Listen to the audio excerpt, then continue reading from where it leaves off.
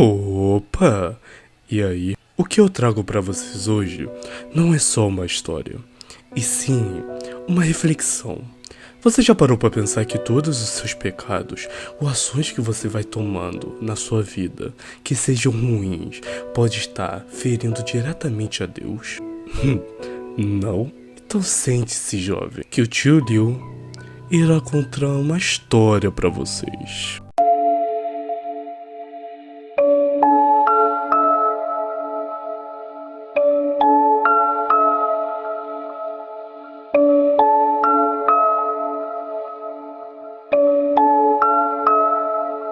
O som atordoante de contínuos disparos anunciou minha queda forçada, e de forma atrasada, somente segundos após, meu cérebro me notifica que eu fui baleado. Ao contrário do que todo mundo pensa, mesmo ferido fatalmente, e estando nos últimos momentos de minha vida, sim, pode-se sentir uma dor agonizante. Consciente ou não, meu último pensamento em vida foi sobre o inferno. E como uma ducha fria, eu despertei, em total desespero, arregalando meus olhos no meio de tanta escuridão. Em todos os ângulos não havia nada. Sons, pessoas, alguma luz. Nada. Não havia nada. A única coisa que preenchia aquele suposto lugar era um frio congelante. Passei minutos em silêncio, e também sem pensar em nada. Estava em total choque. Até que passos ecoantes eclodiram naquele vazio em que eu estava. O som de sapatos sociais que estavam em cada passo. Nossa, estou lhe esperando há muito tempo. Pensei que chegaria mais cedo. A voz máscula ecoava, tanto quanto mais alto do que o barulho de seus passos. Em reação, eu girei o corpo em todos os ângulos, procurando o dono daquela voz. E ainda assim, tudo que pude ver era a escuridão. Como se estivesse sendo iluminado ao sair de um local escuro, um homem foi surgindo, entre um nada. Ele era exageradamente baixo. Não passava de 1,50 de altura. Aquilo que parecia um anão andava em minha direção, utilizando de um clássico conjunto social. Sapato, calça preta listrada e um terno preto fosco, e um chapéu na sua cabeça, que parecia de algum mafioso. Por mais vazia onde estávamos, não permitia a noção de espaço. A distância era nitidamente mediana, que de pouco a pouco era reduzida. Quanto mais perto ele ficava, detalhes estéticos ficavam visíveis. Sua pele era rosada, e seu nariz largo e comprido para baixo. As roupas eram 2 ou 3 números acima de seu tamanho, e o anão tinha uma barriga gorda que se estendia para frente. Quem? Eu engasguei ao tentar falar. Uma sensação de medo invadiu todo o meu ser, mas negando todo esse sentimento, forcei novamente uma fala. Quem é você? Cerrei os punhos enquanto falava, berrando para o homem que não parou ou desacelerou seus passos. Cadrel. Esse é meu nome, criança. Indiferente à minha reação, o homem respondeu, com o mesmo tom másculo de antes. Bom, eu estava acostumado com o rivaz. Ok. Se acalme. Eu posso matá-lo. Eu posso! Mas antes que meu estado sádico tomasse controle das minhas ações, eu fui interrompido por um susto que me fez ter a mesma sensação do que sofri anteriormente. Isso porque tentei assumir a posição ofensiva, mas foi aí que então eu notei que eu estava sem o meu corpo? Cadê meu corpo? O homem sorriu, mas não de uma forma assustadora, e sim com uma gentileza confortadora. Meu tronco, braços, pernas e todo o resto não existia mais. Fui enganado pelo meu próprio cérebro, que automaticamente presumiu que eu ainda estava vivo. Finalmente, ao notar a situação indefesa que eu estava, um pânico que eu nunca havia sentido tomou conta de mim. Para! Mas que merda! Com meus olhos lacrimejando, eu tentava entender o porquê daquilo. Meu coração parecia querer sair pela boca. Eu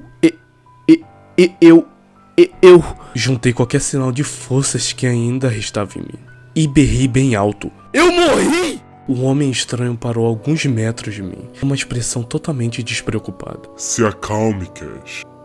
Não, aqui não é a sua morte. Na verdade, você está aqui porque me veio a vontade imensa de conversar com você.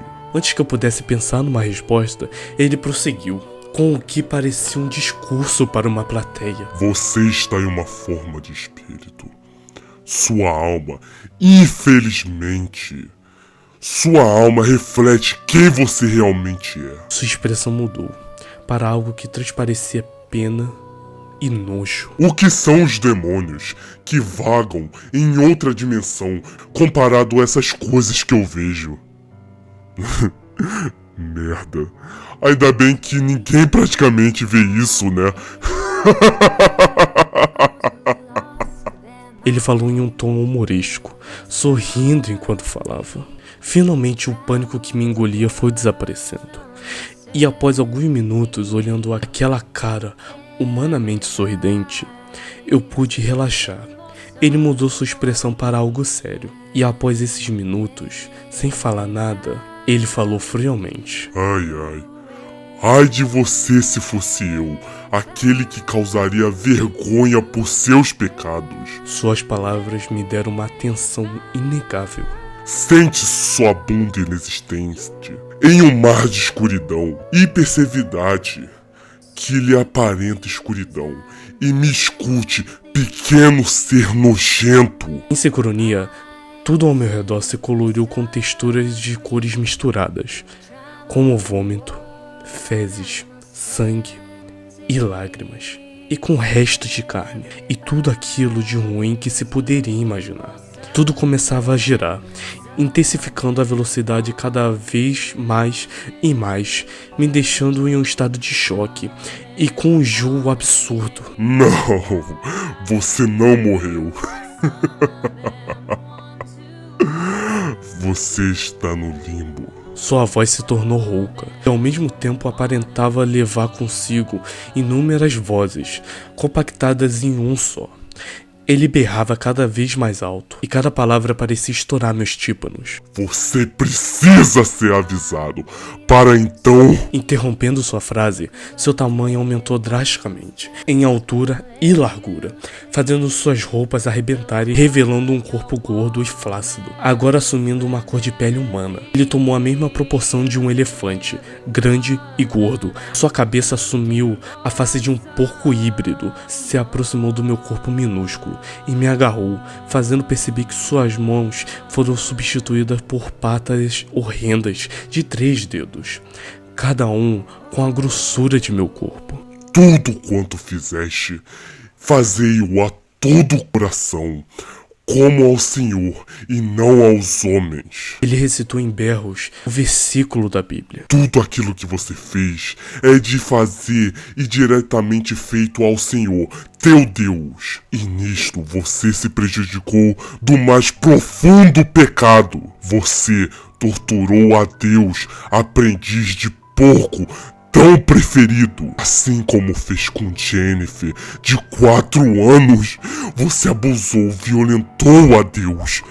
Você o fudeu com toda a sua força, ignorando aquele canal que mal caberia uma agulha, assim como todos os estupros que você cometeu quando matou a marteladas e esfaqueou o cadáver de Max, e quando torturou sob sequestro aquele homem durante 5 meses, ou quando matou Julia enquanto seus pais assistiam. Isso durou por horas, horas e horas. Meus tímpanos não aguentavam mais, eles já tinham explodido, mas mesmo assim eu era obrigado a relembrar e ouvir tudo que eu fiz. Você e todos os seres humanos se tornaram masoquistas. Sua forma monstruosa foi sumindo, junto de sua voz horrenda, agora substituída por um tom muito depressivo. E Deus nunca sentiu tanto desgosto de uma cria quanto sentiu de vocês. A escuridão sugou tudo ao meu redor, e novamente Cadrel, Um anão vestido para um casamento estava em minha frente.